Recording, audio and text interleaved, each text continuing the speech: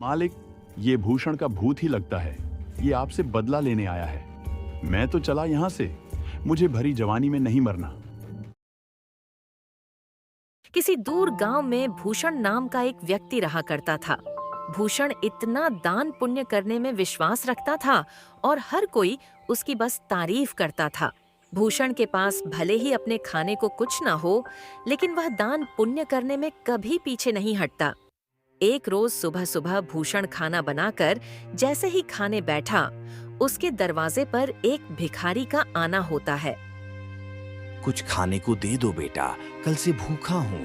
कुछ खाया पिया ही नहीं है, अब तो चला भी नहीं जा रहा। अरे काका, अंदर आइए। आप मेरे साथ बैठ के खाना खा लीजिए। अरे इतने खाने से मेरा पेट नहीं भरने वाला। कोई बात नहीं, मैं आगे मांग कर खा लूंगा। तुम खाना खाने बैठे हो तो खा लो। अच्छा काका, ये खाना आप ही खा लीजिए।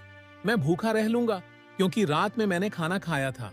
इतना कहकर भूषण अपनी थाली उस भिखारी की तरफ बढ़ा देता है।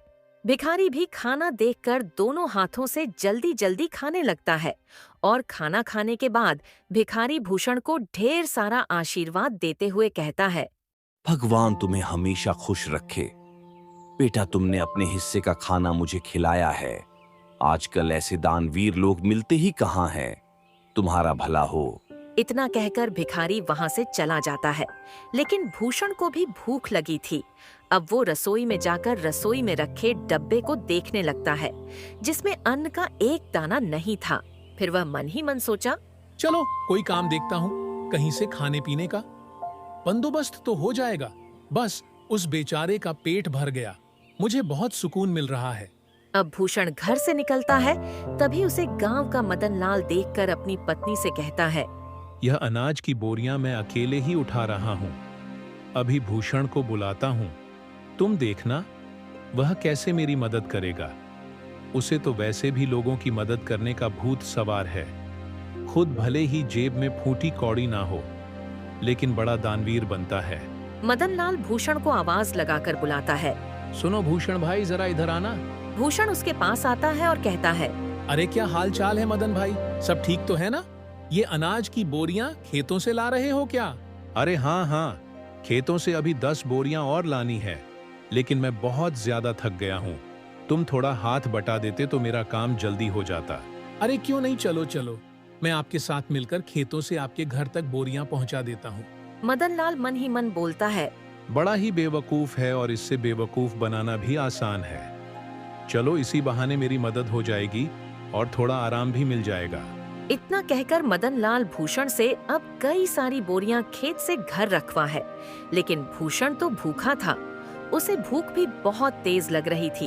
अब बोरियां रखने के बाद मदन लाल भूषण से कहता है, बहुत बहुत शुक्रिया भूषण भाई, अगर तुम ना होते ना तो मुझे यह बोरियां ढोते ढोते रात हो जाती। कई घंटे बोरियां ढोने के बाद भूषण थक जाता है और अब वह लाला की दुकान से उधार राशन लेकर खाना बनाकर खाता है। अगली सुबह उसके दरवाजे पर किसी के रोने की आवाज आ रही होती है। भूषण नींद में होता है और दरवाजा खोलता है तो देखता है उसका पड़ोसी बिरजू अपनी पत्नी को पीट रहा है। अरे बिरजू, तुम अपनी पत्नी को इस तरह क्यों मार रहे हो? फिर बिरजू बोलता है, अरे क्यों ना मारूं, मेरी पत्नी मेरी मर्जी। तू कौन होता बीच में बोलने वाला? फिर भूषण उसे समझाते हुए कहता है, देख बिरजू, ऐसे सुबह सुबह मारपीट करना सही बात नहीं है। पूरे गांव के लोग इकट्ठा होकर देख रहे हैं, यह सब अच्छा है क्या? फिर गांव के काका ने कहा, अरे भूषण बेटा, तू भी किसे समझा रहा है? इसे समझाना मतलब अपना सिर दीवार पर मारने वाली बात है। जरूर सुबह सुबह चमेली से पैसे मांगने के लिए लड़ रहा होगा। पीने को पैसे नहीं होंगे ना इसके पास। अरे बूढ़े, चुप कर, ज्यादा बोलने की जरूरत नहीं है। राम राम राम, आज कल के बच्चों को तो अपने से बड़ों से बात करने की तमीज ही नहीं है। अरे मैं तो तेरे बाप की उम्र का हूं और तू है कि मुझसे बदतमीजी से बात कर रहा है। फिर बिरजू ने रामलाल काका से कहा, लेकिन मैंने तो नहीं कहा आपको कि मेरे बीच में बोलने के लिए। इतना कहकर बिरजू फिर से अपनी पत्नी चमेली को मारने लगता है। लेकिन से यह सब देखा नहीं जाता और वह बिरजू का हाथ पकड़ लेता है और उसे एक जोरदार तमाचा लगाता है। ये देखकर सारे गांव वाले ताली बजाने लगते हैं। बिल्कुल ठीक किया, यह इसी के लायक है। अरे, अपनी पत्नी पर हाथ उठाता है और खुद को मर्द समझता है। अरे भूषण भाई, आपने बिल्कुल सही किया। इसे तो मार मार कर गांव से निकाल देना चाहिए। इसे तो मैं छोड़ूंगा नहीं। मुझे पैसे चाहिए। अगर मुझे शाम तक पैसा नहीं मिला ना तो इसे और भी मारूंगा। फिर देखता हूँ इसे कौन बचाने आता है। फिर भूषण ने बिरजू से कहा, अबे ये ले पैसे और अब जा यहाँ से।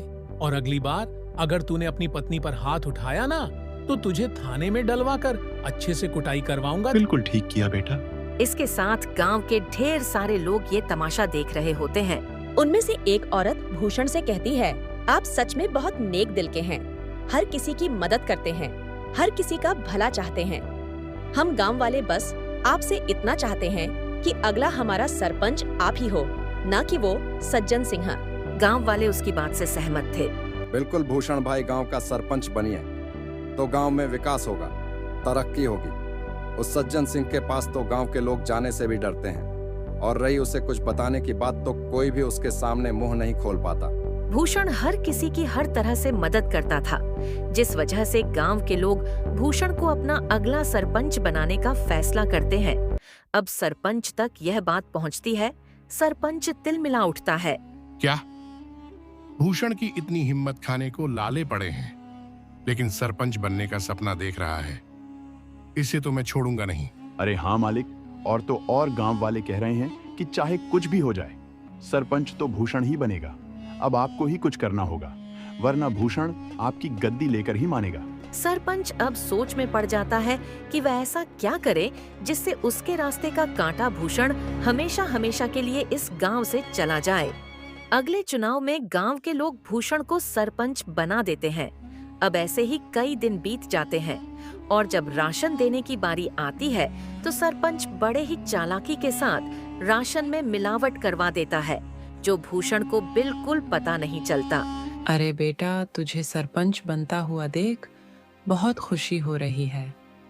अब कम से कम राशन अच्छा तो मिलेगा और समय पर भी। तभी भूषण बोला, अरे हाँ, सब कुछ अच्छा ही होगा।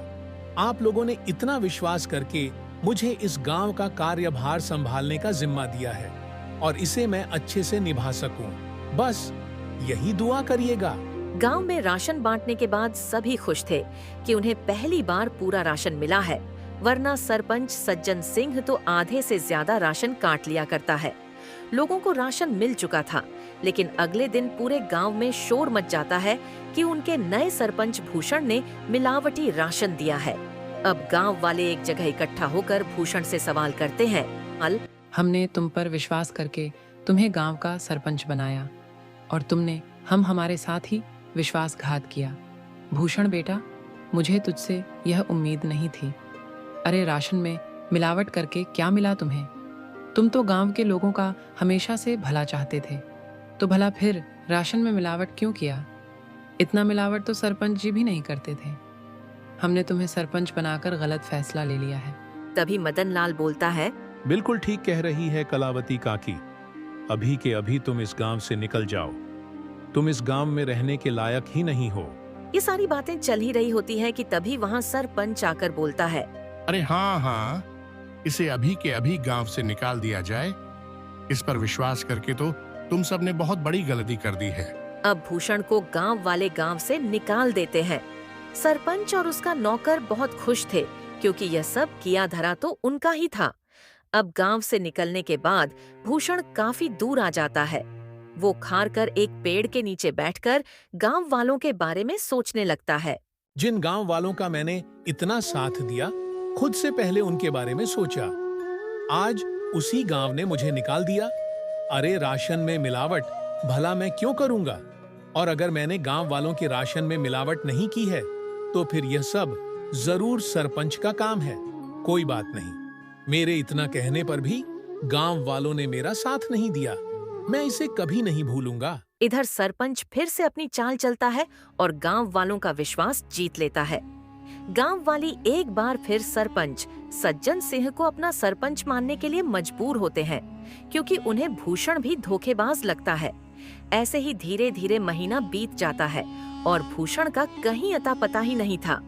एक रोज सरपंच का नौकर जंगल के रास्ते घर आ रहा होता है। तभी वह दो आदमी को बातें करते हुए सुनता है जो भूषण के बारे में बात कर रहे थे। अब वो नौकर घबराता हुआ घर पहुंचता है और सरपंच से कहता है, मालिक, मैंने दो लोगों को आपस में बातचीत करते हुए सुना है। वो दोनों भूषण के बारे में बात कर रहे थे। वो जंगल में जो झोपड़ी है ना, उसी में भूषण ने आत्महत्या कर ली है, और यह करीब 1 सप्ताह पहले की बात है। इसका मतलब मेरे रास्ते का कांटा अब हमेशा हमेशा के लिए मेरे रास्ते से हट गया है। चलो अच्छा है।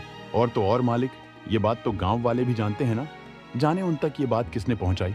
हो सकता है उन्हीं लोगों ने पहुंचाई हो जो बात कर रहे थे। अरे गांव वाले बहुत ही मतलबी है। भूषण ने गांव वालों का कितना साथ दिया, और गांव वाले भी यही कहेंगे कि भूषण ने शर्म के मारे आत्महत्या कर ली। गांव वालों के साथ साथ सरपंच को भी अब पूरा यकीन हो गया था कि भूषण ने आत्महत्या कर ली है। लेकिन कुछ दिनों बाद भूषण सरपंच के दरवाजे पर पहुंचता है। शाम का समय था, चारों तरफ अंधेरा छा रहा था। सरपंच अपने नौकर को आवाज लगाकर कहता है, अरे सामने देख, जरा कोई खड़ा है क्या? मुझे तो ऐसा लग रहा है कि सामने भूषण है, मतलब भूषण का भूत। मालिक, ये भूषण का भूत ही लगता है। ये आपसे बदला लेने आया है। मैं तो चला यहाँ से। मुझे भरी जवानी में नहीं मरना। मेरे 4 बच्चे हैं और 2 बीवियां हैं। सरपंच का नौकर इतना कहकर वहाँ से दुम दबाकर भाग निकलता है। भूषण जैसे जैसे आगे बढ़ रहा था, सरपंच पसीने से तरबतर था। वही रुक जा भूषण का भूत, तुझे क्या चाहिए? मैं तुझे सब कुछ देने के लिए तैयार हूँ, अपना घर, जमीन, पैसा, लेकिन मुझे मारना मत। मैं तुम्हें नहीं छोड़ूंगा। तुमने मुझे बदनाम किया है। अब तुम ही यह सच गांव वालों के साथ सामने बोलोगे, वरना मैं तुम्हें मार डालूंगा। अरे हाँ, मैं गांव वालों के सामने सच को बोलने के लिए तैयार हूँ, लेकिन मुझे मारना मत। अब सरपंच रात के समय ही गांव वालों को इकट्ठा करके सबके सामने सच को बोलता है। उस दिन राशन में मिलावट मैंने और मेरे नौकर ने की थी। तभी भूषण बोला, आप लोग भले ही मुझे भूत समझ रहे हो, लेकिन मैंने अपने आत्महत्या की खबर झूठी फैलाई थी ताकि मैं चोर को पकड़ सकूं, और चोर आप सभी के सामने है। मैंने हमेशा लोगों का भला किया, तभी तो आप लोगों ने मुझे इतने सम्मान और प्यार के साथ दानवीर कहा। अरे हाँ भाई, मुझसे गलती हो गई, मुझे माफ कर दो। मैं तुम्हारे आगे हाथ जोड़ता हूँ। अब उसी वक्त गांव वाले सरपंच को गांव से निकालकर सरपंच की जगह भूषण को गांव का सरपंच बनाते हैं और भूषण से माफी मांगते हैं कि वह सरपंच की बातों में आ गए थे और उन्होंने बिना सोचे समझे उसे गांव से निकाल दिया था।